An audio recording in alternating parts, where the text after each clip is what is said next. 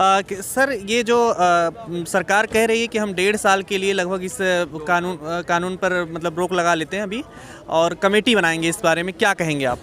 देखिए, मैं कोलकाता से हूँ, हेमंत तोसावर। आपको बताना चाहूँगा कि किस तरीके से सरकार मूर्ख बना रही है, इन किसानों को बेवकूफ़ बना रही है। इसका कारण ये है कि उन्होंने ये कहा है कि 2 साल तक हम इसको पोस्टपोन रख देते हैं, आप 2 साल तक विचार कर लो, अपनी कमेटी बना लो।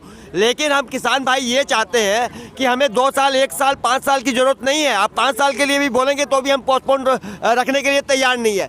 हम तो ये बोल रहे हैं कि ये जो 3 कैंसर रूपी जो कानून है, पहले इसको आप रद्द करिए, इसको फिर बाद में एमएसपी को कानून के दायरे में लेके आइए। उसके बाद जो आप हमारे साथ बैठ के मीटिंग करिए ना। हमारी तो कमेटी बनी हुई है 32 लोग की, यहाँ 40 लोग की पूरे इंडिया लेवल की, और 500 करीब 65 लोगों की और एक संगठन है। हम चाहते हैं कि इससे बात करें ना आप। हमारी तो कमेटी बनी हुई है। आप इस तरह की गोलमोल बात क्यों करते हैं, गुगली फेंकते हैं, वैसी बातें करते हैं जो कि हम किसान भाइयों को कोई पसंद नहीं है। आप सोचते हैं कि जैसे मोदी जी बोल दिए किसान तो बहुत भोला भाला होता है। अरे भैया, भोला भाला होता है तभी तो उसका आप शोषण कर रहे हैं, तभी तो आप उसकी वाट कर रहे हैं, लगा रहे हैं, मार रहे हैं, पेल रहे हैं। लेकिन आपको बता देता हूं मैं आपके चैनल के माध्यम से उनको कि ये जो गुगली गेंद खेल रहे हैं, स्प्रिंग खेल रहे हैं मैदान में, ये चलने वाली चीज़ नहीं है, क्योंकि किसानों का हर बॉल पर छक्का ही लगेगा। कमेटी और बनाने की जो बात कर रही है कि आखिर क्यों कर रही है सरकार? अब क्या सरकार झुकने लगी है, आपको लगता है?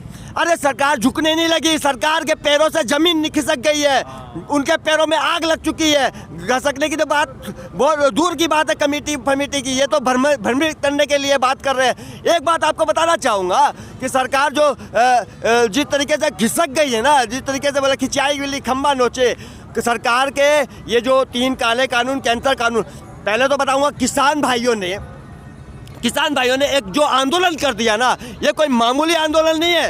ये पूरे विश्व में डंका पीट दिया, सिर्फ भारत में नहीं, पूरे विश्व में डंका पीट दिया किसान भाइयों ने। इसलिए सरकार की ज़मीन जो खिसकी है ना, उसके चलते सरकार को समझ में आ गया कि ये गले की हड्डी बन गई है। बड़े बड़े जो पैसे वाले होते हैं, अडानी, अंबानी, कारपोरेट, इनसे भारी मात्रा में इन्होंने पैसा खा लिया। भैया MP MLA खरीदना है, क्यों? पैसा खाया तो MP MLA खरीदना होगा ना। हाँ भैया, खरीदेगा ना। अभी सामने बंगाल में इलेक्शन है, बिहार में होके गया है, MP MLA खरीदना है, इलेक्शन खरीदना है, मैंने इलेक्शन में चलाना है पैसा। तो अडानी अंबानी से जो भारी मात्रा में इस कानून की आड़ में पैसा लिया है, नहीं क्या ये रणनीति 2 साल पहले ही रेडी हो गई थी, और कानून के आड़ में पैसा ले लिया और किसानों ने आंदोलन को खड़ा कर दिया, बहुत बड़ा एम्पायर खड़ा कर दिया। अब इनसे ना पैसा दिया जाता है ना लिया जाता है, ये गले की हड्डी बन गई। इसी वजह से, गले की हड्डी बनने की वजह से जो है सरकार जो है वो पूरी तरह झुक चुकी है, टूट चुकी है। इसीलिए तो सुप्रीम कोर्ट की बात करती है और कमेटी की बात कर रही है। तो भैया हमारी किसान भाइयों की तो कमेटी तैयार है, रेडी है, वो तो हर समय रेडी है बात करने के लिए। कल की जो वार्ता है उसमें किसानों के गेट में पाले में गेट डाल दी गई है, ऐसा बोला जा रहा है। देखिए, कल की जो वार्ता है वो वार्ता आपको याद होगा, कल या परसों मीटिंग थी, याद है ना आपको? जो परसों मीटिंग थी 20 तारीख को, इन्होंने ऐसा कहा, कल ही थी, इन्होंने ऐसा कहा कि आपका मैं 2 साल के लिए स्टैंडिंग कर देता हूँ, पोस्टपोन कर देता हूँ। आप 2 साल तक जो है हम कानून लागू नहीं करेंगे, आप विचार कर लो। हम लोगों ने कहा भैया हम लोग विचार कर लेंगे, ठीक है। हम लोगों ने आज जो मीटिंग हुई है, हालांकि क्या बात हुई है मुझे नहीं मालूम, लेकिन हम आपको अपने जरिए से बता देता हूँ। अभी जो मीटिंग हुई है, आज जो मीटिंग हुई है, उसके अंदर ये बात हुई हो सकती है भैया हम किसान भाई लोग तो झुकने और रुकने के लिए तैयार नहीं है। हम तो ये बोलते हैं कि आप जो 3 कैंसर रूपी कानून है उसको पहले रद्द करिए, MSP को कानून के दायरे में लेके आइए। उसके बाद जो है आप किसान भाइयों से बात करिए। जैसे तोमर जी बोलते हैं हम किसान भाइयों से बात किया, कितना झूठ बोल रहा था वो आके कारपोरेट से बात किया और बता रहे किसान भाइयों से बात किया, जो एकदम झूठा साफ नज़र आ रहा है, वो भी कोरोना काल और लॉकडाउन के अंदर। तो भैया हम लोग चाहते हैं कि हम लोग से बात करें, डायरेक्ट बात करें, कोई टेंशन की बात नहीं। और एक और बात बताना चाहूँगा, हमारे ये बोल रहे हैं कि 1500 दलाली मीडिया ने बताया 1500 टावर तोड़ दिए। अरे भैया हम 1500 नहीं, आपका 15,000 टावर लगा देंगे। लेकिन ये बताइए मेरे को, आपको 1500 टावर तो दिखाई देते हैं, लेकिन हमारे 100-150 जो किसान भाई शहीद हो गए बॉर्डर के ऊपर, वो नहीं दिखाई दे रहा है। क्यों भाई दिखाई नहीं दे रहा है? वो दिखाई दे रहा है? नहीं दिखाई दे रहा है, मगर 1500 टावर दिखाई दे रहे हैं। टावर से ज़्यादा कीमती थोड़ी हो गए हमारे किसान भाई, ऐसा बोलता जा रहा है। लेकिन हमारे किसान भाई सबसे ज़्यादा कीमत है, टावर की कोई कीमत नहीं है। हमारे किसान भाई ने घोषणा कर दी है कि 1500 के बदले हम 15,000 लगा देंगे। लेकिन हमारा जो कानून है ये कानून रद्द होना चाहिए। टावर हमारे लिए महत्वपूर्ण नहीं है, लेकिन हमारे जो आदमी मरे हैं, जो हमारे शहीद हुए हैं किसान भाई, उसको जिंदा करके तो दिखाओ, वापस लाके दिखाओ। आप टावर का रोजना रो रहे हैं, बार बार भ्रमित कर रहे हैं। उसी वजह से क्या हुआ कि आप महंत जसबीर दास जी ने आमरण अनशन किया, भूख हड़ताल से आमरण अनशन किया। फिर उन्होंने घोषणा कर दी कि मैं 26 तारीख अगर कानून वापस ना हुआ 26 तारीख तक, तो हम लोग जो है 29 तारीख को 29 को जो है हम आत्मदान दे देंगे।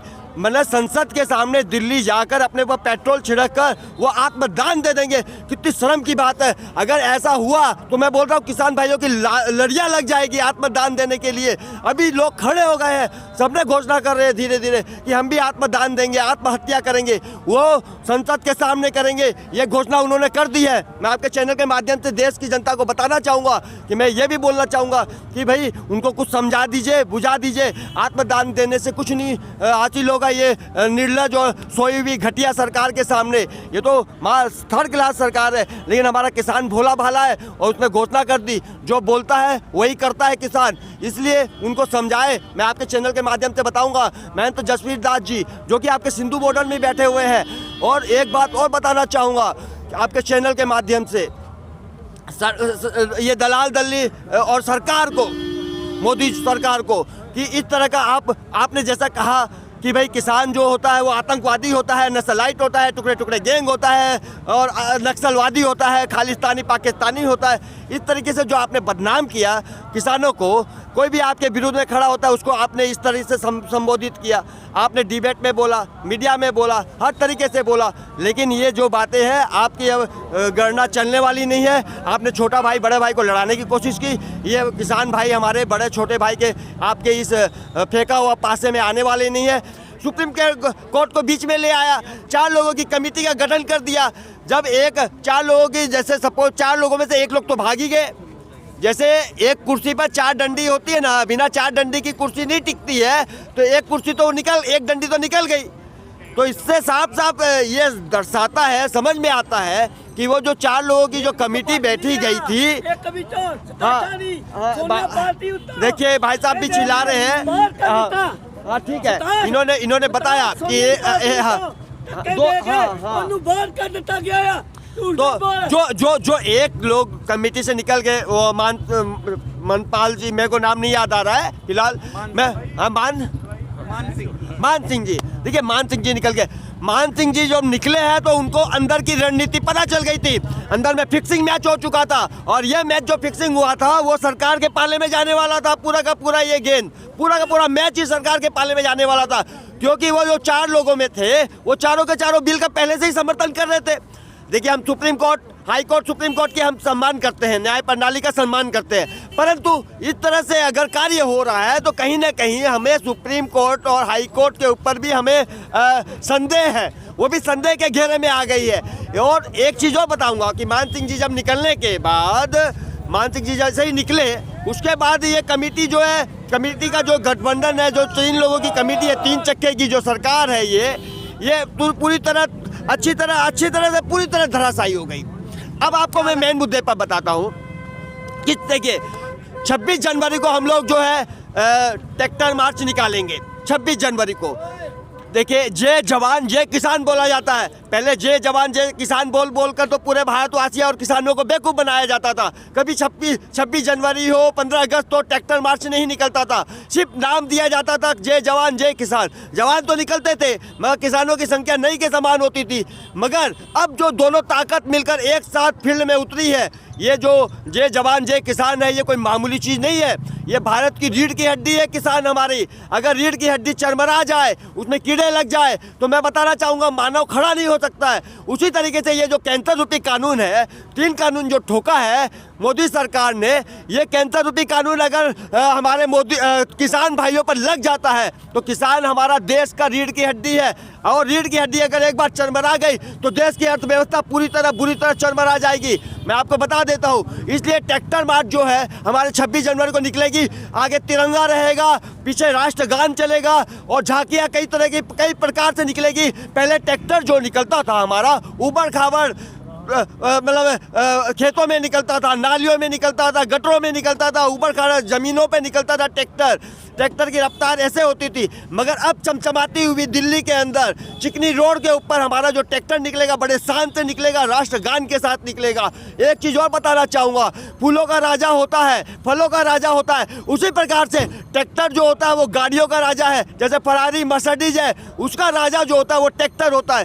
कारण है कि ट्रैक्टर से धरती फाड़ के अन्न भी बोया जाता है और अन्न ढोया भी जाता है, इसीलिए ट्रैक्टर जो है राजा है। एक और बात आपको बताना चाहूँगा आपके चैनल के माध्यम से उन लोगों को, दलाल और दल्ली मीडिया को, वो जो बोलता पूछता है भारत, अरे भैया अरविंद गोस्वामी, पूछता है भारत नहीं, तुम्हारे ऊपर थूकता है भारत। तुमने जिस तरीके से हमारे जो भाई किसान भाई है अरविंद गोस्वामी, सुधीर चौधरी और गोबर पात्रा और रजत शर्मा, मैं चारों को चैलेंज करता हूँ, ये चारों हमारे सामने आ जाए और इनको ना डिबेट में हरा दिया, परास्त कर दिया तो हेमंत तोसावड़ मेरा नाम नहीं। एक तो चैलेंज तो ये करता हूँ। दूसरा बात बताना चाहता हूँ कि अरविंद गोस्वामी, सुधीर चौधरी जो जी न्यूज है, इसने ये कहा कि यहाँ पर महिलाओं को छेड़खानी हो रही है, महिलाओं के साथ बदतमीजी हो रही है, महिलाओं के साथ बदसलूकी हो रही है। तो मैं बताना चाहूँगा उनको कि यहाँ पर लाखों महिलाएं बॉर्डर पर आती है, डेली आती है, उनको कितना मान मिलता है, कितना सम्मान मिलता है, किस तरीके से वो एक बार आने के बाद दूसरे बार आने की सोचती है। यहाँ हमारे किसान भाइयों का लंगर लगा हुआ है और वो वहाँ पर भोजन प्रसाद लेके जाती है। सोचिए, मैं बता रहा हूँ 15 किलोमीटर लंबा सिंधु बॉर्डर लगा हुआ है पूरा का पूरा ट्रैक्टर से। देखिए हम सही बता रहे हैं आपको, 15 किलोमीटर लंबा पूरा ट्रैक्टर लगा हुआ है। और एक चीज़ और उसने कहा था कि ये पिज़्ज़ा खा रहे हैं, बर्गर खा रहे हैं, क्या बोलते हैं, दूध पी रहे हैं, दही पी रहे हैं, खीर खा रहे। अरे भैया एक बात बता दो मेरे को भैया, मोदी सरकार और दलाल मीडिया, दल्ली मीडिया, सब मीडिया खराब नहीं होती है, मगर ये मैं इनसे पूछना चाहता हूँ कि कपड़े की दुकान में जाएंगे तो कपड़ा मिलेगा ना भाई, मिलेगा ना? तो एक बात बताइए, मोबाइल लेने जाएंगे तो मोबाइल मिलेगा ना? तो मैं बताना चाहूँगा, सूट बूट की सरकार जो है, अगर अपना सूट बूट लेने जाएगी ये झूठ मूठ की सरकार, मोदी सरकार, तो उसकी दुकान में घड़ा घोड़ा कुत्ता बिल्ली तो नहीं मिलेगा ना, सूट बूट मिलेगा ना। तो उसी तरीके से अगर हमारा अन्नदाता है देश, हमारा कृषि प्रधान देश है और हमारे किसान भाई अन्नदाता है, उसके घर में जाएंगे तो अन्न मिलेगा, खाने का सामान मिलेगा, सब्जी मिलेगी, फल मिलेगा।